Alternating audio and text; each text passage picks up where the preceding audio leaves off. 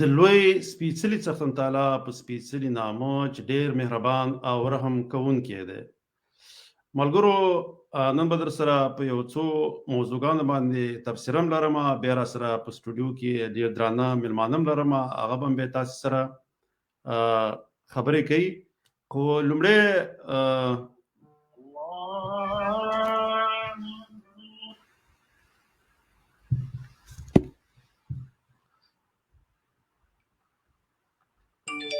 او څنګه د اذان و دې په خاطر باندې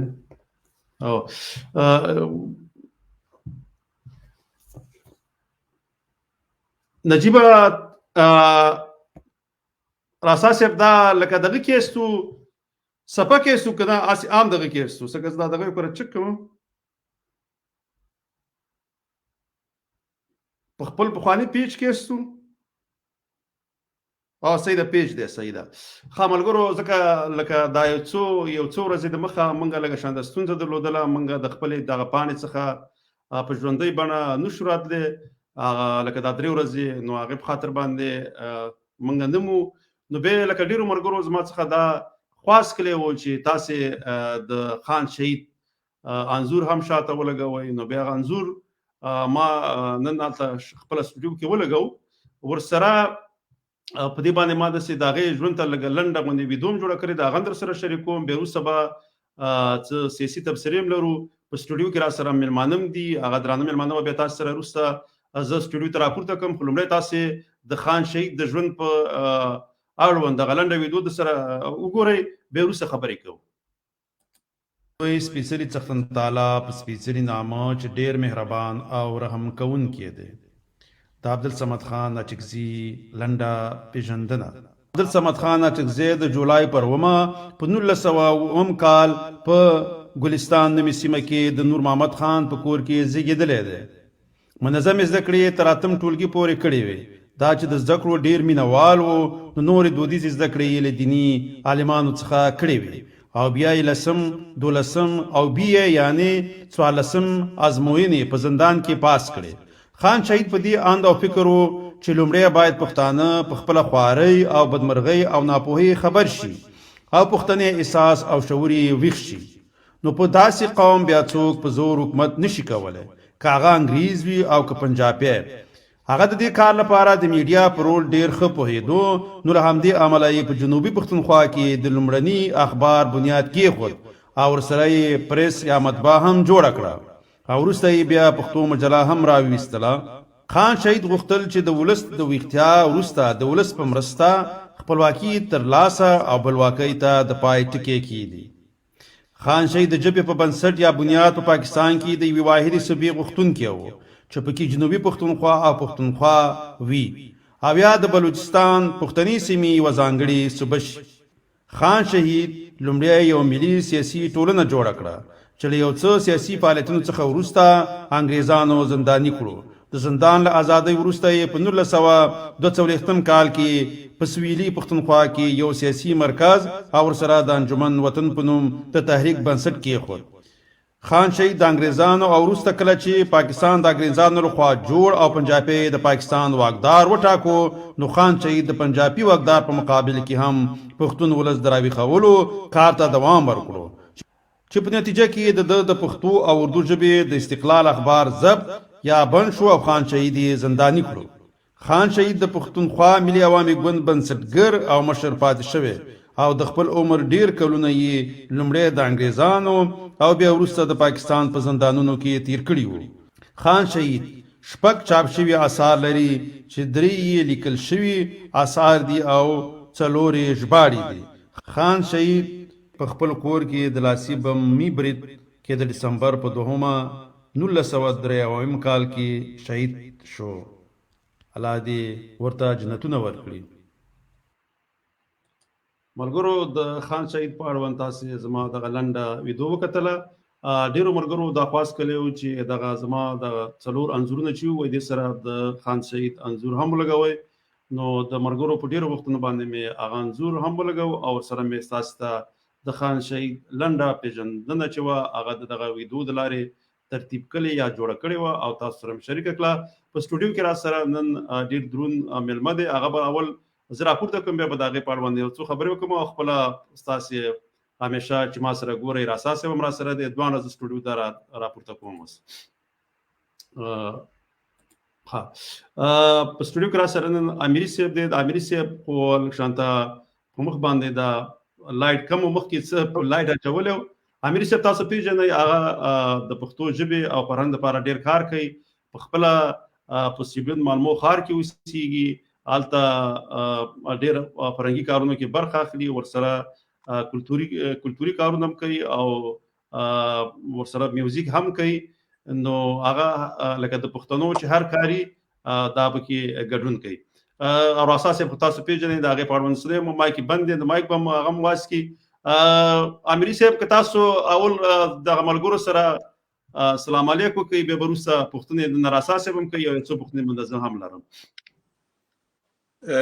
لومړی تر هر څه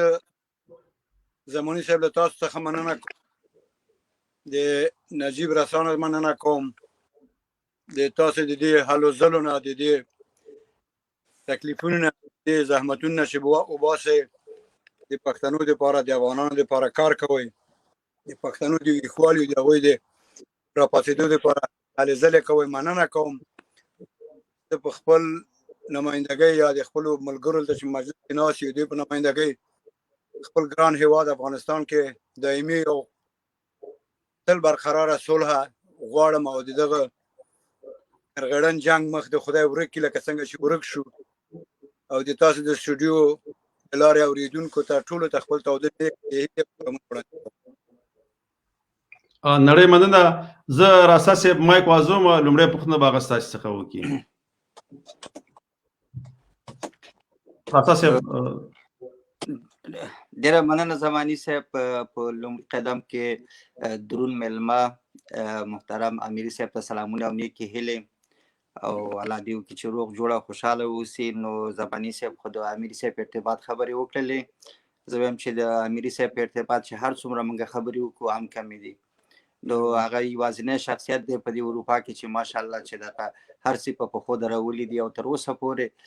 هغه د دې څه چې کارونه کوي هغه لاره د نورو ځوانانو هم نیولې ده نو دا زموږ ویاړ دی امیري صاحب او تل دې خوشحاله اوسي نو د دې په خاطر چې زموږ خپرونه داسې سیاسي غونډې ده نو زه به په لومړي قدم کې د امیري صاحب نه د افغانستان د اوسني د حالاتو په ارتباط باندې چې د دې خپل شخصي نظر او هغه خپل علمي پوهه چې لري په دې ارتباط کې دوستانو سره شریک کړي منندوی به یم مننه کوم رسا صاحب کور ډېره مننه کوم زه دومره ډېر زیات د صفات واړم نه یم او دومره زیات صفات مه کوه مننه کوم د تا لطف دی د تا مینه دی تا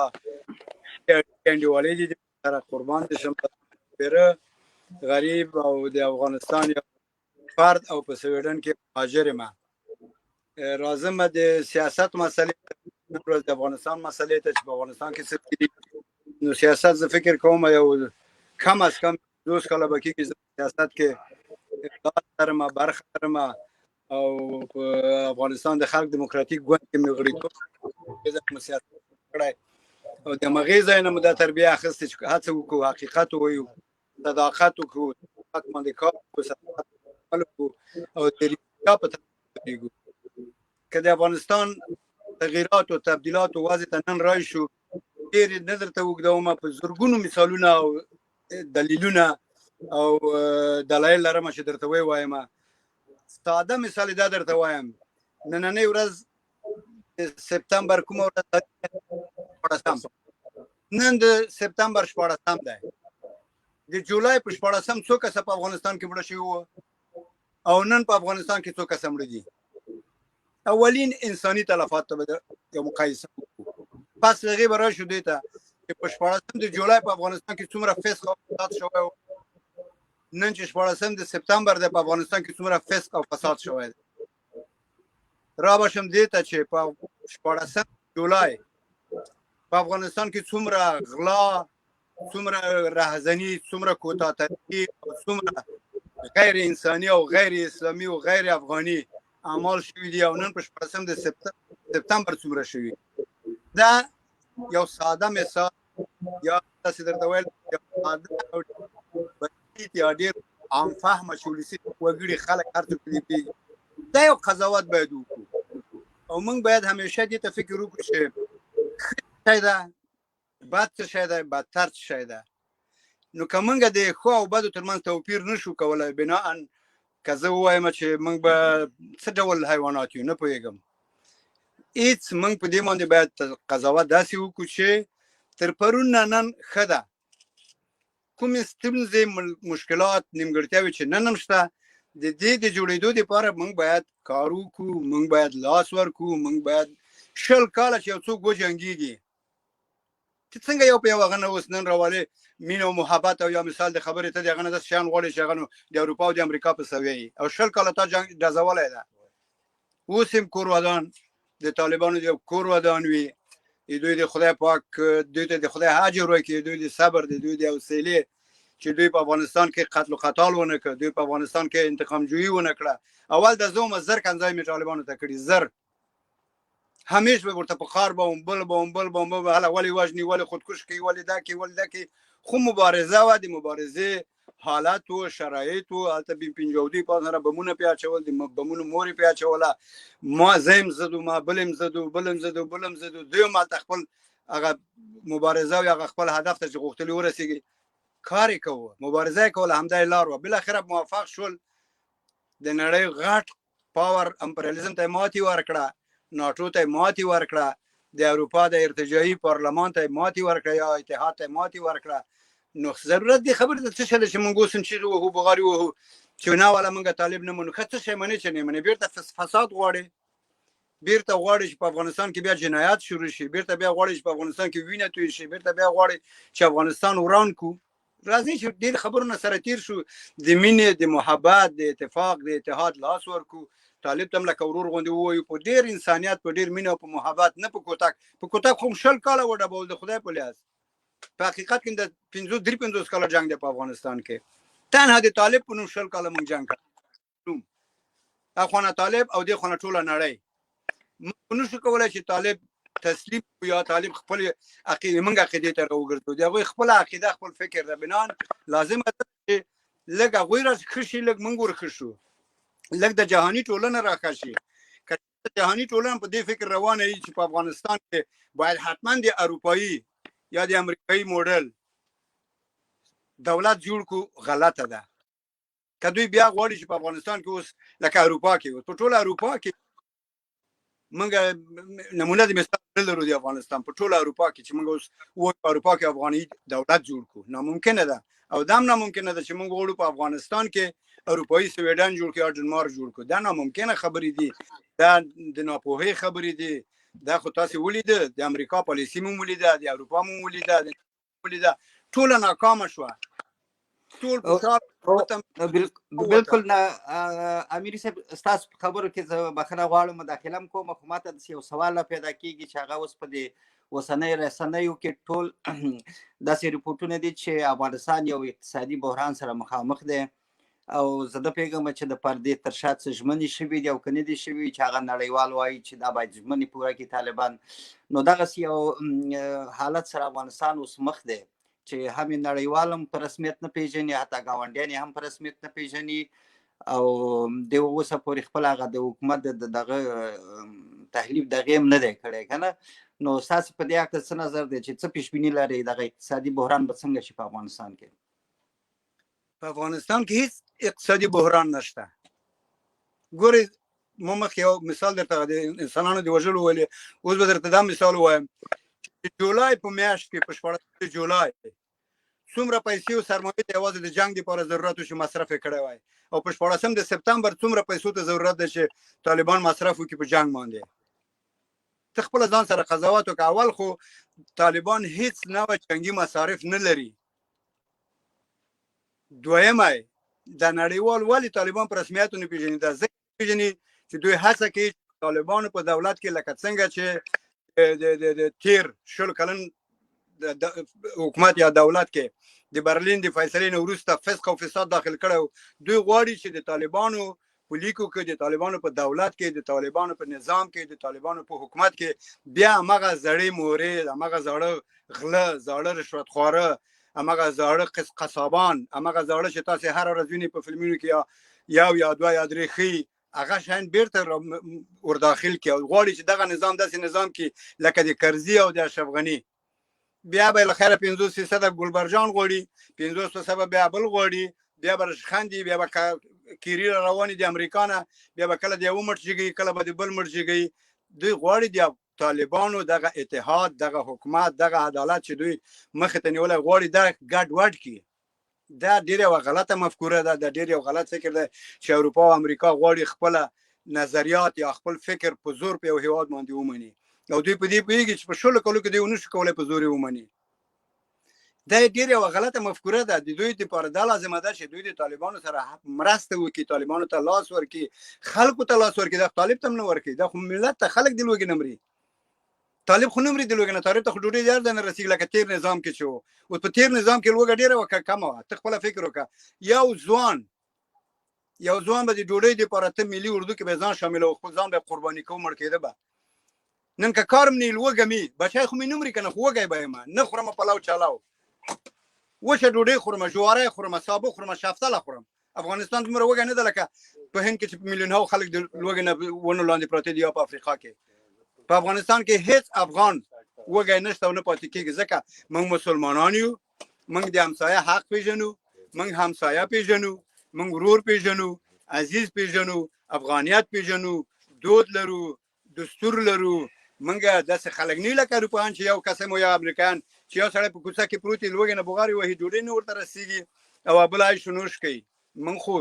افغانان یو، فرهنګ لرو، کلتور لرو، یو بل ته یو ډوډۍ سره ویشو. ته خپل فکر وکړه د ډاکټر نجیب په وخت کې 6 میاشتې د جلال آباد ښار محاصره و، هیڅ اکمالات نه ورته کېدل، نه د تورخم د لارې نه، نه د کابل د لارې نه. 6 میاشتې ټول ښار ته د جلال آباد اوسیدونکو ته ټولو ته ډوډۍ هر شي هغه ښار خلک ورکول. حتی د لغمان نه ورته موټر وریجې راغللې، خلک لوګه ونه وهي او خلکو نور غوړي نه د زیتون غوړي خوړل. ګوره ادم یو معاصره وه یا فیصله وه لوګه وه. نن هم همدا شی ده، په طالبان هم همداسې قیودات راوستي دي، بندیزونه راوستي دي چې هغوی دې دپاره چې د امریکا او د اروپا ایډیا ومني یا مفکوره ومني یا غوښتنې ومني، نو افغانستان ملت ته سزا ورکوي. دوی طالبان ته سزا نه ورکوي. طالبان ته ډوډۍ هم رسیږي، غوښه هم رسیږي، پیسې هم رسیږي، هر څه رسیږي، ځکه هغوی په قدرت کې دي. واورو رضان پوه کوي. دا خو د افغانستان ملت وږی ده. څوک وږي شوي دي؟ بل څوک نه دي وږي شوي بدون د ولس نه. ولس وږی ده، طالبان نه دي وږي. طالبان ته د ځمکې نه اسمان نه ډوډۍ رسیږي. وږی هغه سړی ده چې کراچۍ چلوله، وږی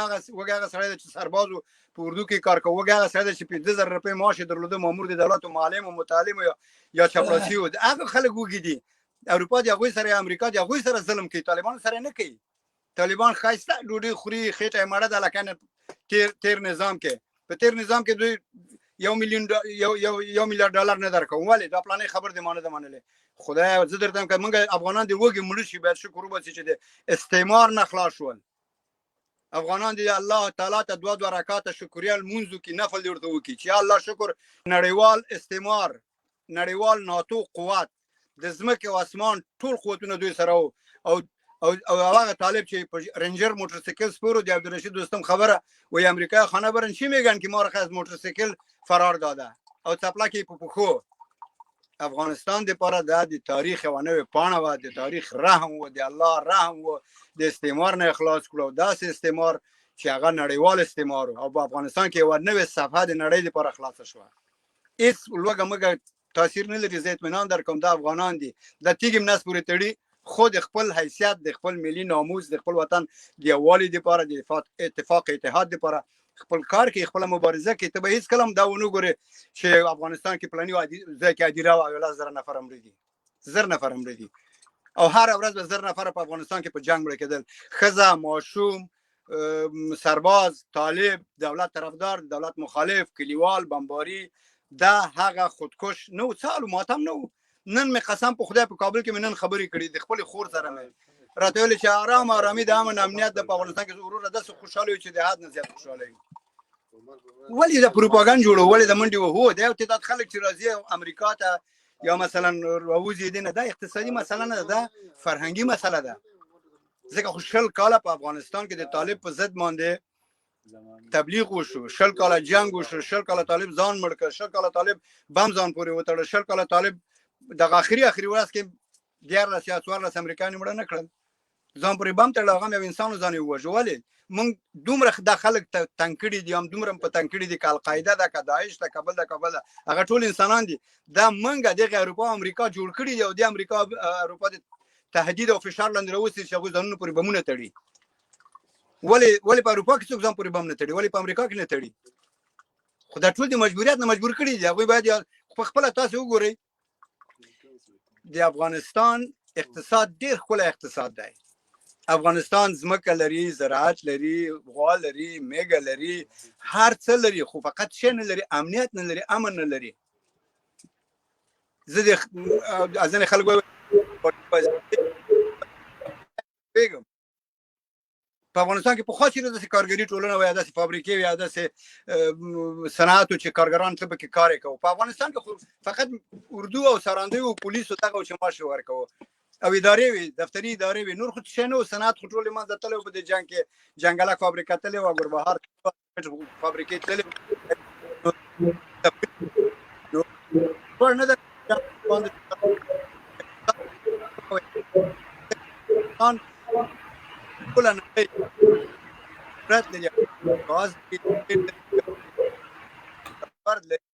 الماس لري، ګاز لري. افغانستان څه شی نه لري. اول افغانستان په خپل خلیج ترانسپورت واخلي، ترانزیت واخلي، بس ده. خو اوس که دغه ظالمان اروپایان، دغه ظالمان امریکایان، دغه ظالمان استعمارګر دا ډار لري، دا بل هېڅ شی نشته، دا ډار لري طالبان نه، ځکه چې طالبان یو اسلامي او ملي انقلاب وکړ. د ډېره مننه امیر صاحب، بخښنه غواړم، دلته ډېر زیات دوستان دي، کېدای شي زماني صاحب سره یو څو سوالونه وي او دوستان هم سوالونه لیکي، نو د دې په خاطر چې هغه دوستان سوالونه په دغه کې په نظر کې سړی ونیسي، نو زماني صاحب که تاسو دغه پوښتنې څه لرئ د امیر صاحب د دغه یو ذکریا میرزایی په نوم باندې زموږ یو ملګری دی یو سوال رالیږلی دی. خو طالبان هم باید زموږ ملي ارزښتونو ته درناوی وکړي، ملي بیرغ، ملي اردو، برېښنایي پیژندپاڼې او برېښنایي سیستم. تاسو دې په اړه څه سیستم خپه کېږم؟ سیستم برېښنایي لکه هغه الکترونیکي تذکرې په اړه کې ویل دي. دا ورور ته زه داسې وایم چې موږ تر اوسه پورې په ملي ارزښتونو پوه نه یو چې موږ ملي ارزښت څه شی دی. موږ تر اوسه پورې ملي ارزښتونه نه پېژنو. بیرغ ملي ارزښت دی یا ملي ارزښت دی، منم یې در سره. دا ملي ارزښت یا دا بیرغ د تا بدلیږي، په یوازې بل بیرغ راځي. قیامت شو، 2 ګزه رخت دی وروره. دا 2 ګزه رخت د ظاهر خان د وخت نه د رانیولې، بیا داود خان بدل کړ، بیا ترکیانو ترکی صاحب بدل کړ، بیا امین صاحب بدل کړ، بیا کارمل صاحب بدل کړ، بیا نجیب صاحب بدل کړ، بیا هله مسلمانان راغله هغوی بدل کړ، تر دې پرونه پورې بدلېده. بیا چې برلین کې کېناستل دا بیرغ اول داسې و، تورې سورې هم زرغون. ګوره ښي لاس ته اول تور و، بیا سور و، بیا چپ لاس ته شین و. برلین کې کېناستې، د دوی مازغه دومره هم کار نه کوه، دا د امریکا په فکر یا د انګلیس په فکر جوړ کړ. تورې شین واخیسته اول یې کړ، تورې راوسته منځ ته سور، او تورې راوسته آخر ته، یعنې د چپې خونه یې کړ، سرچپه یې کړ بیرغ، تورې سورې هم زرغون. غلط شو، ځکه موږ د ښي لاس نه ځو، موږ الفابet یا د موږ ژبه د ښي نه چپ ته روانه ده. موږ اول باید ووایو تور سور شین، اول دغه بیرغ یې سرچپه کړی دی. دویم ځینې خلک وایي ملي سرود. ملي سرود اول د موږ کله ملي سرود دی، دا یو نیمګړی سرود دی. په دې ملي سرود کې د هندو نوم شته؟ ولې هندو افغان نه دی؟ حق نه لري په دې خاوره کې. د یهود نوم شته؟ یهودان نشته په افغانستان کې. یهودان نه وو، په زرګونه یهودان وو، په هرات کې وو، په کابل کې وو، په شارق الغلا کې وو. تر پرونه پورې مې یو آخري یهود ووته ویل زه ځم نور، ځکه چې طالبان راځي. هغه فکر کوي طالبان ما وژني، ځکه دا خو موږ ورته معرفي کړي چې انسان کشان دي، وحشیان دي. در حالی کې برعکس ده، داسې نه ده. دلته یو پروپاګاندا روان ده، دلته یو دشمني روانه ده، او دا دشمني د هغه کسان کوي چې د افغانستان تجزیه غواړي. هغوی افغانستان یو موټی نه غواړي، افغانستان هغوی یو پاور نه غواړي. د اوس هم تاسو ته تبریکي وایم، تاسو ملي ارزښتونه، د تاسو ملي سرمایه، د تاسو ملي بانکونه، تاسو ملي قانونه، معدنونه، دا به ټول په ځای دا به په یو قانوني شکل سره استعمالیږي. تاسو بانکونو ته به راځي، تاسو به حق راځي، ما ته به حق راځي. که طالبان داسې ونه کړي ناکام دي، تور مخ به د افغانستان نه دوی ووځي، همدا ملت به یې وباسي. طالبان ته خو دا تجربه شوې ده. هر چا چې د ملت سره جفا کړې ده، خیانت یې کړې، په دغه سرنوشت اخته شوي لکه د اوس اخته شو. نو طالب دومره عقل نه لري. ته خپله ځان سره فکر وکړه. د ورور ته زه ډاډ ورکوم چې ګرانه وروره تا ملي ارزښتونه به ټول ځای په ځای وي. دا نیکټایي چې موږ تړلی دی موږ ملي ارزښت نه دی، دا خو یو اروپایي کلتور دی یا مثلا یو نوی کلتور دی یا یو غربي کلتور دی. دا ما تا ته راغلی، ما تا منلی ده، نیکټایي ورسره اچوو، پتلون ورسره تړو، دم کوو، هغه هم کوو، بالاخره داسې به راواندې رواج شي لکه په فلسطین کې چې شو. هم فلسطینیان امریکا ته کنځا کوي، هم یې کوبای پتلون اغوستی. زموږ ملي ارزښتونه هېڅ شی طالبان له منځه نه وړي. دا تاسو ته اطمینان درکوم، تاسو په دې باور ولرئ. او بله خبره درته کوم، اوس په سویډن کې، په اروپا کې، امریکا کې، هر ځای کې یو پارټۍ چې راځي خو خپل بیرغ دروي. خلقیان ولې سور بیرغ درولی و؟ خو قدرت یې په لاس کې ووایخسته، یې برچې په زور یې واخیسته، ودرېدل، سور بیرغ یې ودروه. دا مې یاد دي چې موږ خو باید، ما خو یاد دي ځکه زه خو 15 شپېته کاله عمر لرم. بیا وروسته د هغې نه د هر نظام راغلی دا بیرغ یې تبدیل کړی دی. دا څنګه ملي هغه د ارزښت ده چې هر یو راځي دا تبدیلي. همداسې طالبان راغلي دي، سپین بیرغ یې درولی، لا اله الا الله محمد رسول الله، خپلې پارټۍ بیرغ ده. ما ملي بیرغ ده، اعلان وکړي ملي بیرغ ده، وایې منع که نه چې تا د 20 کاله یا 40 یا 50 کاله دومره بیرغونه منلي. خدای طالب هم ومنع که د دې بیرغ لاندې شي تور سور هم زرغونې دم رم، خو دا بیرغ هېڅ وخت نه منم. هغه بیرغ چې په لا اله الا الله محمد رسول الله لیکلی یا نه ده لیکلی، یا تک تور بیرغ ده، خو زه صلح لرم پکې، امن لرم، امنیت لرم، هر بیرغ چې زه منم. مشکل څه ده؟ دلته یوه خبره بله ماته رایاده شوله چې کله رباني حکومت ونیو، ملي سرود هم بدل کو، بیرغ هم بدل کو، لکه یا توغو ته موږ وایو ملي بیرغ ته، لکه دې ته توغ هم وایي پښتو کې سوچه کې. خو داسې چل دی چې هغې بدل کو، حتی دغه چې ده ملي سرود دا په فارسي هم کو، هېچا غږ ونه کو. یو څو پښتنو هسې لږ شانې غږونه وکړه، نور داسې خاص چا څه ونه ویلې. موږ هر هغه څوک چې یو کار د ملي جرګې د لارې کېږي هغه به صحیح دی. که یو کار یو ګوند په خپل سر باندې کوي نو هغه به صرف هغه ګوندیز کارونه وي. همیشه باید کار وکړي چې د جرګې د لارې هره فیصله کېږي بیا هغه ټولو ته د منلو وړ وي. دلته یو بل یو ملګري سوال رالیږلی وایي که چېرې زه فقط یوه پوښتنه لرم چې د یاده مې ونه وځي. امیر صاحب دغه بیرغ چې اوس دی په تاریخي لحاظ باندې بورا صاحب هم ورباندې پوهېږي او تاسو هم ورباندې پوهېږئ، ځکه دا د افغانانو د لوی جرګې د خوا نه جوړ شوی دی که نه. هغه وخت چې د جهاد مسایل و چې دوی جهاد یې کړی دی په دغه اساس باندې چې دغه اینې ورکړله تورو او بیا پسې شین زرغون یې کړو که نه. نو دا یو تاریخي دغه لري. دې کې به زه فکر نه کوم که په دې کې به صحیح ده موږ د طالبانو بیرغ ته ټول احترام لري، ځکه هغه یو تحریک دی، یو حزب دی، دنیا یې ماته کړله. افغانستان کې عملا په قدرت کې د ټول ملک یې آرام کړی دی. هغه ملک چې په 40 کاله جنګ و، دې کې هېڅ شک نشته دی، د هغو خپل بیرغ دی، موږ یې بیرغ ته احترام لرو. ولې هغه بیرغ چې ملي دا چې سبا ته بل څوک راځي، ځکه دا ملي بیرغ زموږ په نړۍ کې اوس یو سمبول دی، اوس هغه پخوانی میډیا هم نه ده. ځکه موږ په هر 20 کاله وروسته په بله بڼه خلکو ته نشو ځان باید ونه پېژنو. دغه څو مشکل دغه څو خبرې دي، دې په خاطر مې دا خبره یاد کړلې. نو که زماني صاحب تاسې څه پوښتنه لرئ، ګرچې پوښتنې خو ډېرې دي امیر صاحب، ډېرې زیاتې پوښتنې دي ځکه حالات همداسې دي. نو وبه ګورو چې زماني صاحب مخکې څه خبره کوله چې دی څه وایي، بیا به تاسې خبرې وکړئ. امیر صاحب دلته لاندې زموږ د یو ملګري لیکلي دي، وایي که چېرې موږ تاسو یوه یورو یا ډالر جمع کړو موږ خپل افغان پرې ساتلی شو. لکه مقصد دا دی که دغه ته دا کوم بندیزونه لګېدلي دي یا د طالبانو سره مرستې نه کېږي، نو وایي که موږ او تاسې افغانان چې په اروپا یا امریکا په دې ځایونو کې یاستو، که موږ هلته خپل هغه کوم خپلوان چې لرو که هغې سره مرستې وکړو، نو په دې د لارې هم کولی شو موږ خپل د هېواد اقتصاد ته وده ورکړو او اقتصاد په پښو ودرېږي که نه. نو دا خو د دې ملګري دغه دی. داسې مسله ده د اصلا د بیرغ مسله، دا خو که طالبانو دغه د ګوند بیرغ دی، دا که جرګه راوغواړي او د هغې د لارې دا کولی شي، بیا که جرګې فیصله وکړه، هره فیصله چې جرګه کوي، ځکه په هغې کې ټول اقوام او د افغانستان اکثریت خلک او مشران پکې موجود دي، هغه بیا کیدلی شي ځکه بدل لا بدل شي. ځکه دلته خو چې هر خو دلته زموږ د افغانستان دغه پخوانی نظام به داسې و چې هر ګوند به راتو، حکومت چې به یې ونیو، کودتا د لارې به راغی یا کوم په بله واسطه باندې به راغی، سم د وارې به بیرغ او سرود به دواړه بدلول، ملي سرود. نو دا یو پخوانی هغه کوم رسم و رواج چې دی دغه یو دغه نه بل ته راپاتې کېږي. خو په کار داسې دی چې د یو هېواد ملي بیرغ او ملي سرود باید بدلون ونه خوري، ځکه دا باید تر څو پورې چې هغه هېواد دي باید دا پکې همداسې خو موږ لا اوسه پورې هغه دغه ته نه یو رسېدلي. زه ان شاء الله تعالی دا به کیږي. تاسو خبر خبرو ته دوام ورکړئ مولوي صاحب. د کومکونو د مرستې په برخه کې زه دا وایم چې کله چې د افغانستان افغانان راوتل د اوس د وروستي بدلون کې چې طالبان راغلل، طالبانو بیا وروسته تر ننه پورې اختلاف وکړ چې نه افغانان دې نه وځي او پاتې دي شي دا دې واغه دي. زه د دې خبرې مخالف یم، ځکه طالبان باید داسې یو پالیسي ولري چې طالبان دې ووایي چې وروره افغانستان د هر افغان کور دی، دروازې درته خلاصې دي، که ځئ دلته ژوند خوند نه درکوي، اروپا ته ځې لاړ شي چې اروپا ته ځې تا ژوند ښیي، ته خوشحاله په اروپا کې لاړ شه، دا خو ډېره ښه خبر ده. ځکه هغه اروپا ته راځي بیرته خپل فامیل سره اقتصادي کومک هم کوي، مرسته هم کوي. دا زه یم، زه 28 کاله کېږي چې په اروپا کې ژوند کوم، په اروپا ته راغلی یم. دومره مرستې مې د افغانستان سره کړي دي، خپلو دوستانو سره مې کړي دي، خپل فامیلونو سره مې کړي، خوار غریب سره مې کړي، بیخي چې فامیل مې نو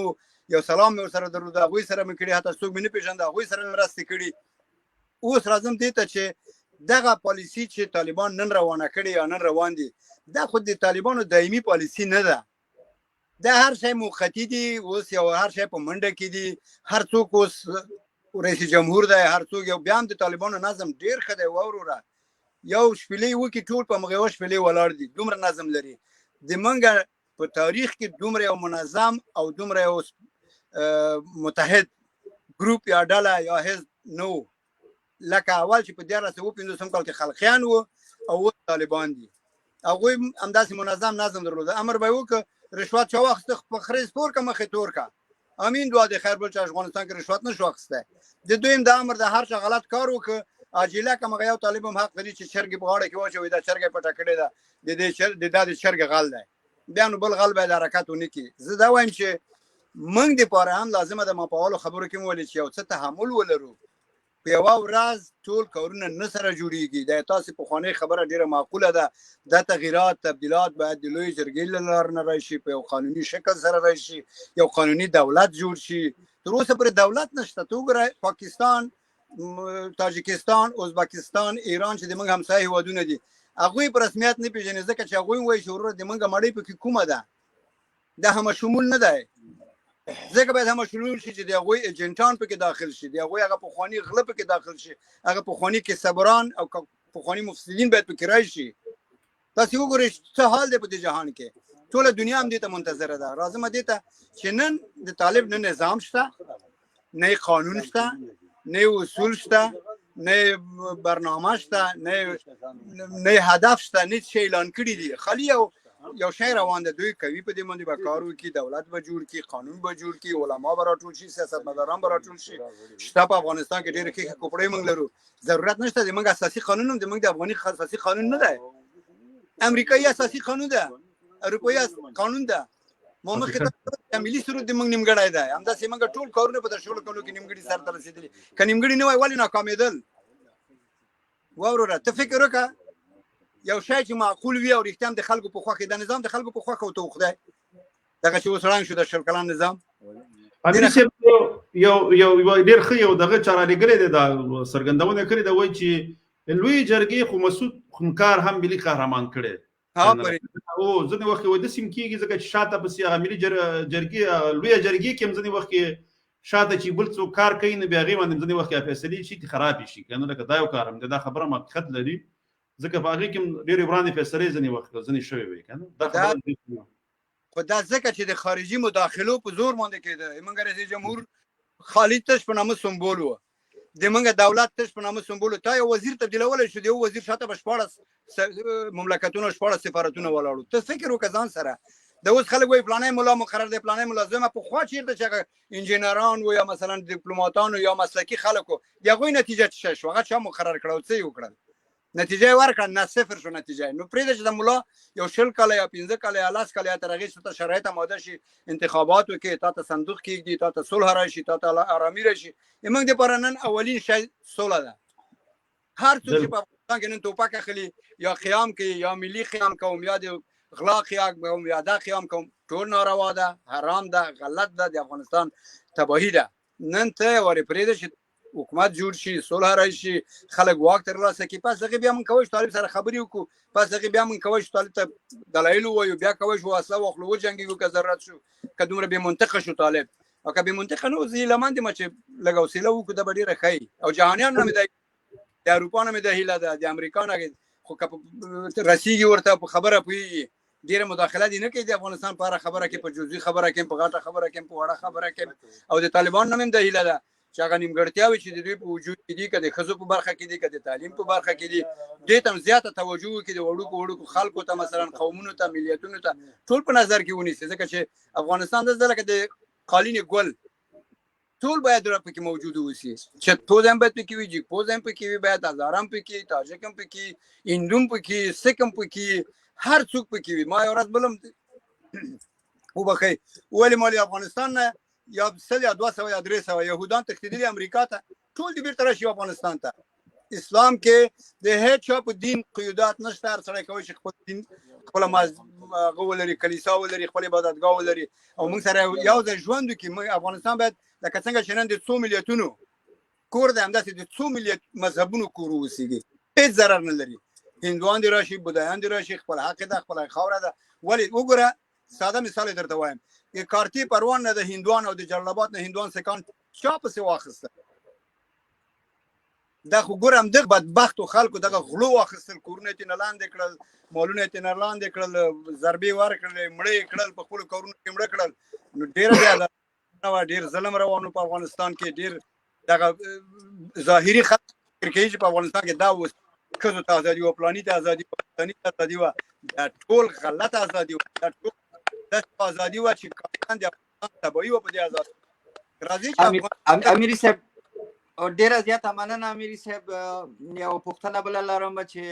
ځکه چې دا پوښتنې لږې مختلفې شي نو دوستان هم بیا دا پروګرام ورته دغه شي جالب شي هغه پوښتنه مې د جنګ سالارانو په اړه ده چې هغه جنګ سالاران چې په دغه څو کلونو کې په افغانستان کې حاکمیت لرو که په هر شکل باندې وو ځکه هغه ته ډېر نفوذ کړی دی ډېر مصارف یې کړي دي په هر لحاظ باندې که نه نو غواړم ستاسې نظر د دې په هکله باندې د دې د آینده سرنوشت یا د بیا په کوم دغه سره یعنی په شکل د راتګ یا په اشکالو باندې که نه که په دې هکله تاسې د طالبانو دریځ او پخوا کې د طالبانو دریځ د ډیورند د کرښې په ارتباط کې په دې هکله ستاسې نظر که څه لرئ مهرباني وکړئ اول خو د جنګ سالارانو داسې لاندې درته پروردګار یاد نه ورک کړي که په طالبانو کې عدالت غواړي طالبان دا د ټول اعدام کړي د دوی اعدام پکار دی راځو غلو مفسدینو ته غلو مفسدینو سره حساب او د غلو مفسدینو سره چې د لاس کوره لري 15 کوره لري اته کوره لري دا ټول واخلي ملي کی دا باید د افغانستان شهیدانو ته ورکړي د هغوی فامیلونو ته ورکړي کونډو رونډو ته ورکړي ته خپله فکر وکړه یو کور 10 جریبه یو کور 10 جریبه یو کور 40 جریبه قصرونه 200 300 نوکران 500 غلامان 600 آشپزان دا د ګورګین بچیان دي دا کم خلک نه دي د ګورګین زمون دي دوی آشپزان زرو کس تر رسیږي دا باید ټول طالبان سم اسلامي شرعي افغاني قانون په تطبیق کې د دوی کړي وربار کې دا دی وا دوی سره د حساب وکي راځم دویمه پښتنه د دویمه پښتنه د شي شو دی ورنګ د کرخه تاسو وګورئ دی ورنګ د کرخه طالب تر اوسه پر لاناس نه ده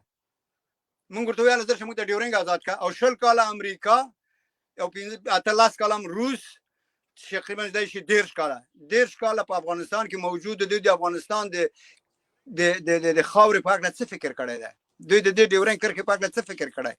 هیڅ نوې اقدام نه کړی حتی په دغه نظام کې کرخه هم تیر شو امریکانو پیسې هم ورکړل مصارف هم ورکړ چې تاسو زنجیر تیر کړئ بیا هم د ذبیح الله مجاهد مرکه مو واوریدله ډیره ښکلې وه ویل چې دغه مزي دوه ورونه سره بیل کړي یو ورور هخواته دی بل ورور دې خواته دی بالکل ماته خوند راکمالي څومره په نره خبره وکړه په دغه شلو کلو کې کوم سیاسي یا کوم دولتي سړي دا خبره کړې وه حتی د سیاستمدارانو چې ویلې تورخم یا په اصطلاح د مزه یا مثلا تورخم کرخه د پاکستان قانوني سرحد دی نو په دې افغانستان کې سیاستمداران نو هم د جنگ سالاران نه ویل هم د خبرې نه کولې ګوري ورونو خبره ده اول د موږ د جلال آباد والی میاخیل صاحب ورغله نه تورخم کې ورسره غنه کول روغبړ ونه کو دروازه ونه منله او خیر وې د تاسو ویډیو ته وایم ځان ته وایم دوی ته وایم او میاخیل صاحب ته وایم چې میاخیل صاحب ته نه شرمېدل چې تورخم ته روان وي ګران وروره طالبان نه ټول شان په اورز مو وړي تاسو وړي په اورز طالبان ټول شان وکي طالبانو داسې درته وایم چې طالبانو انقلاب ما مخکې درته ویل اسلامي ملي انقلاب دی نه به بلوچ غلام پاتې شي نه به سیندی غلام پاتې شي نه به پښتون غلام پاتې شي نه به کردی غلام پاتې شي نه به ایرلند او سکاټلند غلام پاتې شي دا پلوشي به د نړۍ په ټولو خواو کې خپور شي او دا به خپرې شي لکه امیر امان الله خان چې انقلاب وکړ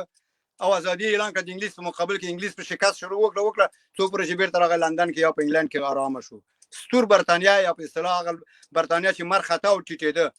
هغه په شکست شو نن هم داسې ده نن به دغه ټول ملي ازادي بخونکي جنګشونه ژوندي کیږي ټول اسلامي نهضتونه به ژوندي کیږي دغه سیمه به تغییر خوري د نړۍ به تغییر خوري د هر شي د دوی چې چیغه وهي امریکا دا کابل دا ډاریږي د ډاره چیغه وهي ځکه دوی پیږي چې دا داسې یو جذبه ده او دا داسې یو اتوم ده چې دا په چا کې نه نوته هغه هدف ته رسیږي هغه نه ناکامیږي دوی ډاریږي ویره لري ټول دا کامیاب دي دوی ته تبریکي ورکوم دوی نه دغه هیله لرم چې د خدای په لیاز لږ زره خپل ملت او خپل ولس ته خپل خلکو ته توجه کوي زه په باور لرم چې دوی تر اوسه پورې یو غل نه دی مقرر کړی او دا ټول دنیا ورته یو غل مقرر کړي تر هغه پورې زمونږ تاسو وایو طالبان د پاکستان نمائندگان دي پاکستان نمائندگان خو د عمران خان به منل وای غلامان وای هغه خو هم دا وای چې غلو ته ځای ورکړي حکومت کې چې د موږ میلیم در سره چاغي ولی طالب ځای نه ورکړي نشته هیڅ خبره نشته مطمئن اوسئ دا افغانان دي دا زمریان دي دا ساده خلک نه دي دا هغه خلک نه دي چې چاره وستي په چوکۍ کې نیولې دا په خپل راغلي دي په خپل افغانانو په خپل موقع ورکړي 3.5 لک عسكر والی ورسره ونه جنگیدل ځکه ونه جنگیدل چې هغه نور پتنګ دی نظام نه هغه خپل لار ورکړه هغه خپل ورته ویلکم په خیر راشي رانه وځي پنځیر کې ول خلکو جنگونه ک په قران کې په دریو کلو کې پنځیر نه ولای وای چې پنځیری دا سره جنگ کړی وای پنځیری د شاړي ورور دی وګای درته ورشول به ځان در باندې وژني خو پنځیریان پیدل چې موږ رهبران دي موږ مشران ټول غل دي ورشه اوس ته په پنځیر کې ته مې ربنیو کې ته ژورنالیست اوس خو ازادي د ورته شي بل ژورنالیست دی ورشي د موږ ژورنالیستان ورغلي مالیدلی سم انټریګان نه کوي نه ګوري چې د قانوني کور سره خمته دی الته په خوا کې د بل جنرال کور څنګه دی د بل قومندان کور څنګه دی د مسعود کور څنګه دی او بیا لاړ شي د غریب پنځيري کور ګوري چې تیږي ماته او په سمڅه کې ژوند کوي په پنځیر کې خلک شته چې کوټه نه لري وروره د خدای په لیاز او د دې قصرونه د سمندر په غاړه ځتلم سین په غاړه ملي دي مسعود په قبر کې صرف مکوې دا یوازې د مسعود په قبر څومره پیسې مصرف شوې دي ولې دا یو غریب کورنۍ او خلکو ولسونه ته نه تقسیمول انصاف وکي عدالت وکي د خدای په لیاز دا ظلم دا ول شکست خوري ځکه چې خلک نه دی ولر دوی سره ملت نه دی ولر دوی سره هغه ځنه خبر خلاص اوس اروپا ته راغلو اوس اروپا اخته ده پلتی په کونه کې ورګي چې د دې ځنه په ټاخې په کې دی وایي چې په کابل ار کې نه دا ناممکنه ده د نه کیږي یا افغانان وژني دا یو بزنس دی د اقتصاد د پیسو لپاره کاروبار روان دی د ته باید موږ فکر وکړو د ته باید افغانان ولې دا ورځ مظاهره کیږي په اروپا کې بیرغونه راځي څه خبره ده ورشه بیرغ جګي پرونه پر د بیرغ جګو خراسان دی جوړو پرونه پر دی ویل چې موږ ترخم کرخمنل ده کاملا پاکستان دی حق ده پرونه پر دی ویل زه افغان یم خو افغانستاني یم ګوره خدا ټول د اروپا پلتی دي دا پلتی باید ختم شي د پلتی ته باید افغانان خو ګونی سي هزاره تاجک پنځیرای ټول لکه د نن سره متحد یو همدغه سره متحد شو هر یو راغی غلط دی مابین کې تخریب کوي مثلا غوښتل چې تورانایو کې به ورته وشي سټاپ شو لکه څنګه چې ورته تاسو هغه نستو خبري واوري یو پنځیرای د ژورنالیست په کابل کې فیسبوک خپل خبري اچي دغه ویناوي واوري دغه ویناوي راځي خپل تلویزیون لاري کې چې هغه څه وي هغه سره اخو درک لري هغه احساس لري هغه پوهیږي په افغانستان کې څه روان دي او څه معاملې روانې دي نو یله کوم چې نور ملګرو دوستانو ته نوبت ورکړي او زه نو وختونی خدای دې کې چې اورین کې خسته کړی نو سي بخنه وړ ډیر ازه دا ډیر ازه تمنا نړۍ من امیر سیب تاسو لا اوسې چې دلته دا یو سوال دی خو خیر دې ته جواب ورته چې جواب درکم هیڅ خبر نشته ډیر کړي دی وای د پاکستان د استعمار په حق لا امر نه واچوي د فیض حمید راتګ او د عمران خان هغه خبره چې حقانی په افغانستان کې یو توکم دی ورور دې ته یو خبره کوم د ذکریا میرزا ده نو عمران خان خدام ویلی وای چې جرمني او جاپان سره سرحد لري کنه لکه نه خبر څه وای هغه لکه څه چې هغه وای نو هغه دا خبره د په مخ کې کړي و خو په میډیا کې کړي و کنه لکه دا د څه شی ویلو چې به ټول هغه میډیا ور باندې خبرې کولې بل دا کار دی چې د ما تاسو نه دې ته جواب ورکوم لکه دا مرګری ته د مخکې ما د دینه مخکې یو څو ورځې مخکې ما دغه چولې و دا د باجوا امدغه د فیض حمید راتګو چې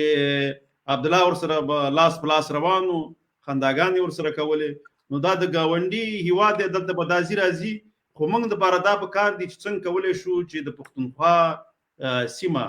د پنجاب خاص کر زه خو د پنجابي آرمي وایم چې د هغې د منګولو نه آزاد شي. د دې لپاره به په ګډه کار کوو او د دې لپاره دا کار داسې کېږي چې دا د میډیا د لارې کېږي. اول باید موږ د پښتونخوا پښتانه په دې باندې قانع کړو چې دغه پاکستان چې دی په دې کې چې دي پښتانه بلوچ سندیان چې دي دا د غلام حیثیت لري. د پاکستان جنډا د پاکستان نوم دا د شو لکه د پښتون د بلوچ او د سندي محکومیت او د پنجاب حاکمیت. پښتانه په خپل خاوره پښتونخوا باندې اوسېږي او باید دا د پښتونستان په نوم باندې فخر وکړي، د پښتونستان په جنډا یا بیرغ یا توغ باندې فخر وکړي. نه دا چې د پاکستان جنډې پورته کړي پنجابي ته زنده‌باد او د پنجابي استعمار ته د زنده‌باد چغې وایي او د هغې قوت یا طاقت ته چې دی څنګه د رسا صاحب دغه همیشه دغه کوي او د هغې قوت او طاقت ته چې دی خوشحالېږي او دا نه وایي چې د هغې د پنجاب یا د پنجابي آرمي همدغه قوت چې دی خو همدغه قوت د دې لپاره دی چې تا غلام کړي، بلوچ غلام کړي او سندي غلام کړي. د هغې دغه طاقت ته د زنده‌باد چغې مو وایي. دا خو داسې دی لکه چې هغه کله چې یو ناظر چې خپل خان ته د زنده‌باد چغې وایي تاسې هم هغه کار کوئ. دې کار نه لاس واخلئ. پښتنو کې د پښتونولۍ احساس بیداره کوي، دغه شعور له بیداره کوي. هلته طالبان دغه ته تحریک طالبان پاکستان وي خو موږ ته د پښتونخوا طالبان ویو. هغې کې هم تیر ځل چې د آیس آی پکې خپل ایجنټان ورکوچې کړي چې د هغې د لارې به د پښتانه مشران وژل او پښتنو ته به داسې کار کوله چې دا دغه تحریک طالبان پاکستان وژني. هغه دا چې دوی په دې باندې ښه پوهېدل خو هغه اصلي چا چې وژل د هغې نوم به یې نشو اخیستلی نو مجبور و چې د طالب نوم واخلي. ځکه پاکستان کې د آیس آی نوم اخیستل یا د پنجابي آرمي نوم اخیستل خو داسې دي لکه بس خپل ځان باندې د اعدام امر وکړو نو لکه بیا به یا به اعدام ته حاضرېږي او یا به خپل دغه د ځان شهیدینې. نو دې په خاطر باندې دوی هغه اصلي خلک نشي ښودلی چې دا ټول آیس آی او د پنجابي آرمي د دې شاته ده. خو باید موږ ځکه ځینې پښتانه لا تر اوسه پورې د مغه پنجاب د میډیا او د پنجاب د نظام د دومره متاثر دي چې دوی هر څومره ورته که پښتانه خبره هم وکړي بیا هم دغه د پنجاب د زنده‌باد چغې وایي او پنجابي ته ورور وایي او مشر ورور ورته وایي او دغه مشر ورور دوی دومره ډبولي دي دومره وټکول په وزیرستان کې په سوات کې ما لیدلي چې د ما سره هغه ویډیوګان هم شته خو هلته باید نشرولی نه شو ځکه بیا دوی رپورټ کوي او د فیسبوک پاڼې ته چې بیا دی هغه بیا دغه کوي بندیز پرې لګول کېږي ځینې وخت د لږ وخت لپاره. نو هغه ویډیوګان یې همیشه موږ نه ښکاره کوو چې هغې کې د مولانو او دغه ځای د علماو په پښو کې به پړي اچولي او همدې د پنجابي آرمي یا د آیس آی خلکو به راښکېدل. بیا به یو دوه پنجابیان ولاړو خوا کې به یو پښتون غلام به خوا کې ولاړ و هغې به ورته ترجمه کوله او دغه هغه ځینې پښتانه چې بیخي اردو به یې زده نه و هغې به یې والټکول او دوی به ورته ترجمه کوله. نو د بادار او د غلام رشته وه خو دوی تر اوسه پورې لا په دې باندې نه پوهېږي. او انشاءالله تعالی لکه څنګه چې پخوا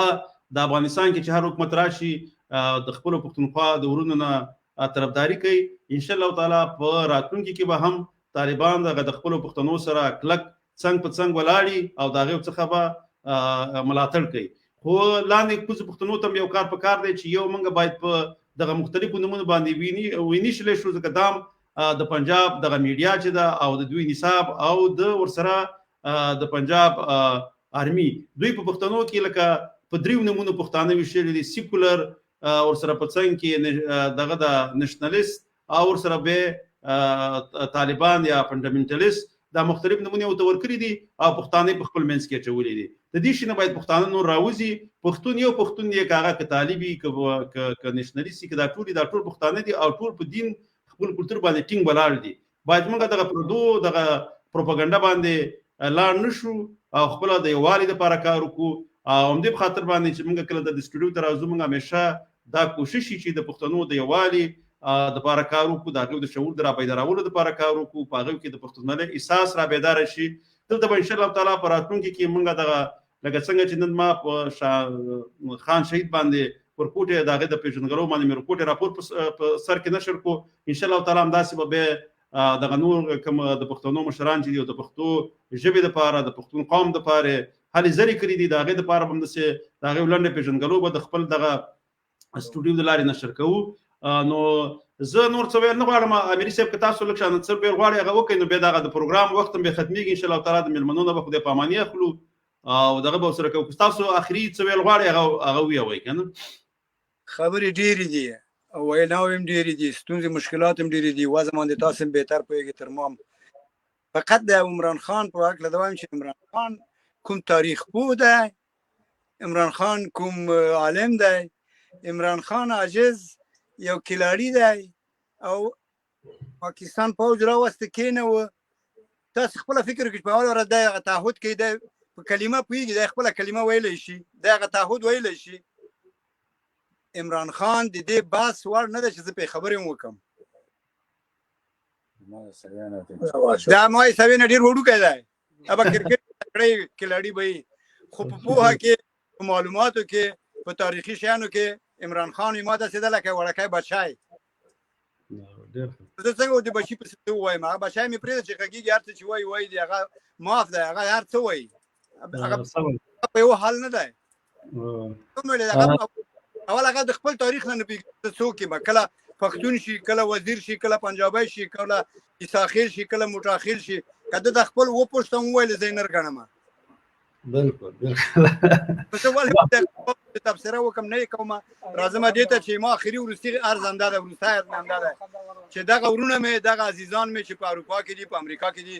افغانان بالخصوص ښیم درته، که تاجک دي، که پښتانه دي، که هزاره دي، که بل دي، دا دې نه وځي، مظاهرې دې نه کوي، کنځاګانې دې نه کوي، خلکو ته دې کنځاوې نه کوي، بېنظمي دې نه جوړوي. د افغانستان د دغه حالات نه د یوه ډرامه نه جوړوي. هېڅ خبره نه ده معلومه، هېڅ شی نه دي معلوم. زه هیله کوم چې موږ او تاسې دغه خبرې دپاره ډېر زیات پوهاوی وکړو. دا بیا بالخصوص د تاسو میډیا والاو کار دی چې خلکو ته حقیقتونه ووایي، خلکو پوه کړئ چې ورونو ناحقه دي او چا پسې مه روانېږئ چې تاسو یو چا بیرغ وتړ منډې پسې وهئ، موضوع معلومه نه ده، بیا شلته لاړ شئ کنځا یې کوئ. نه برنامه معلومه ده، نه اساسنامه معلومه ده، نه پیشنهاد معلوم ده، نه غوښتنه معلومه ده، خالي کنځای دي. دا خو ډېره غلط خبره ده، ډېره یو بې فرهنګه بې کلتوره خبره ده. نور اضافه څه نه لرم، فقط د تاسو بریالیتوب غواړم په افغانستان کې. همدغسې سوله چې نن ده، همداسې دایمي سوله غواړم او د افغانستان آبادي غواړم. د افغانستان د بچیو نه، د انجینرانو نه، د ډاکټرانو نه، د علماو نه هیله کوم چې په خارج کې دي لاړ شي خپلو وطنونو ته. او طالبانو ورونو نه هیله کوم چې دوی ته شرایط برابر کړي. داسې نه شي چې لکه د 20 کاله چې هر یو لاړ په کابل کې کېناست، د اروپا نه، د امریکا نه، د هر ځای نه، او هغوی همالته په غلاګانو شروع وکړه. بل سړي ته یې نه ویلې چې راشه. زه ډېر نږدې مشاورین د کرزي اشرف غني ته پېژنم، خو ولاکه یې ما ته ټلیفون کړی چې امان الله ملګری شته، علم لري، ډاکټر شته، کوم متخصص شته چې راولو افغانستان ته کار. هر یو په خپل ځان اخته او په خپل اشرف غني شاوخوا یې نیولې وه، بوټونه یې برس کړه، شمله یې شخه کړه، لونګۍ یې جوړه کړه، کالي ورته واغونده، بوټ یې برس کړه، دغه باندې اخته و. ټوله ورځ خدای وشرمول، وشرمېدل. ورونو د خدای په لازمه کوئ داسې. ایمان نظر ده چې پیشنهاد وکړي طالبان، یو پروژه جوړه کړي، یو 10 نفره 20 نفره وټاکي، د ټول افغانانو کدرونه دې وغواړي، افغانستان ته معاشونه دې ورته ورکړي، کورونه دې ورته ورکړي، همدغه د غلو کورونه دې ټول هم د متخصصینو ته ورکړي، دغه کدرونه دې ورکړي، مسلکي خلک دي چې افغانستان په پښو ودرېږي. په 6 کلو کې 5 کلو کې زه اطمینان درکړم افغانستان به یو نمونه مثال وي. نو چې د ما یو متخصص، د ما یو پوهاند، د ما یو ډاکټر راځي دلته په یو خارجي هېواد کې مزدوري کوي او په افغانستان کې د ما خپل ملت ته نه کوي، هغه مني نه یې مني، خو هغه ته مونږ څوک نه ورکوي، هغه ته ځای څوک نه ورکوي. طالبان ما دا هیله ده نه دي ورکوي وزارتونه، توبه دي وزارتونه نه غواړو. مونږ غواړو چې کار وکړو، مونږ غواړو چې کدرونه وغوښتل شي، د هرې برخې کدرونه وغوښتل شي، تجربه کار خلک وغوښتل شي، هلته کار ورکول شي، دوی ته بلنه ورکړي. طالبان دې باید ډېرو شیانو نه زیاتره دې ته فکر وکړي. او هغه کسان چې د افغانستان نه راوځي ته په هغوی څه کوې؟ مطالبین راوځي، که ښځې راوځي، که ماشومان راوځي، ورکړه اجازه، امریکا ته وایي مهرباني وباسئ، څومره یې ستړی شئ. 40-50 میلیونه افغانستان دی، څومره به امریکا راوباسي؟ ولا توبې خو وباسي. یو مهاجر راځي 10 کاله، وارث خان نومیږي، 10 کاله کېږي راغلی دی، پناه نه ورکوي په سویډن کې. بیا تا مفت راولي د افغانستان تا ته پناه درکړي، هغه رشخند وایي، هغوی لوبې رامنځته کوي د اروپایانو امریکایانو، په موږ رشخند وایي. د اوس د افغانستان راوړي دي، په قطر کې اچولي دي، په نورو هېوادونو کې، په پولنډ کې ما په خپلو سترګو باندې ولیدل، په پولنډ کې په داشته کې، په ځنګلونو کې پولیس ورته ولاړ دي، بندیان کړي دي، په ځنګلونو کې پراته دي. په فنلنډ کې همداسې، په ټوله اروپا کې، په ټوله امریکا کې. ورونه داسې خوند چې افغانستان را روان کړو، راوستل دلته ژوند یې ورته جوړ کړ. او هغه څوک چې ځي رایدي شي، پرېږدي چې راشي، د خدای په لاس. هغوی خوارانو څه کوي؟ ټول ډوډۍ خواره دي. دلته اروپا کې 40 کاله 30 کاله 20 کاله افغانان تېر کړي، کدرونه دي ویلي، متخصصین دي، ډاکټران دي، ډاکټران دي، پوهان دي، دومره غټ غټ علما موږ لرو چې اروپا او د امریکا کاروبار پرې روان دی. ته وګورئ افغانستان پرې جوړ کړئ. اضافه نور څه نه لرم، فقط تاسو ته بریالیتوب غواړم، خپل ملت ته آرام امنیت او سوله غواړم. قربان نړۍ مننه امیر صاحب، ډیره زیاته مننه چې موږ سره نن په دې پروګرام کې ګډون وکړو. سات څخه یو نړۍ مننه. راسا صاحب لکه که ډیره تاسو زیاته مننه امیر صاحب، تاسو نه ډیره زیاته مننه. کور مو ودان چې وخت مونږ ته راکړو او زموږ پروګرام کې مونږ سره دوستانو سره خبرې وکړلې. تاسو د نو بس خوشحاله آرام اوسئ. زم نور څه نه لرم، نو لایف په خاطر کوو راسه. مننه. لایف د حقیقت کول مخکې په دومره دی چې دغه عنایت چشتي سواتی ورور څخه یو نړۍ مننه چې تاسو موږ سره دا پروګرام ګورئ، او الله دې بس هغه وخت راولي چې لر او بر سره په حقیقت کې یو ځای شي، لوی افغانستان تر مرګلې وټکه پورې جوړ شي. د هغې په هیله به ان شاء الله تعالی دې ته په ګډه باندې کار کوو. تر بیا مو په لوی الله جل جلاله سپارم. خوشحاله آرام او سوکاله ژوند ولرئ. د الله جل جلاله په امان.